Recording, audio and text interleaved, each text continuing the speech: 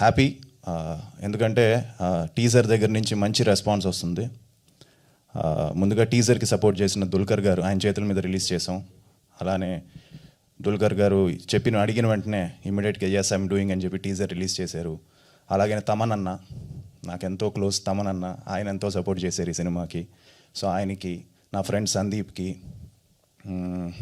అశ్విన్ బాబు, ఇలా అందరూ ఎవరు అడిగి, అనిల్ రవిపూరి గారు, అందరూ సపోర్ట్ చేశారు టీజర్కి మంచి అప్లాస్ వచ్చింది.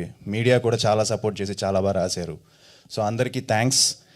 అండ్ టీజర్ రిలీజ్ అయిన వెంటనే చాలా కాల్స్ వచ్చాయి, మంచి బజ్ ఉందని చెప్పారు.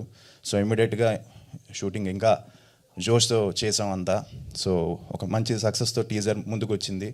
తర్వాత సో ట్రైలర్ కూడా ఇంతకుముందు ఎందుకు రిలీజ్ చేసామంటే ఒక బజ్ క్రియేట్ చేయాలి.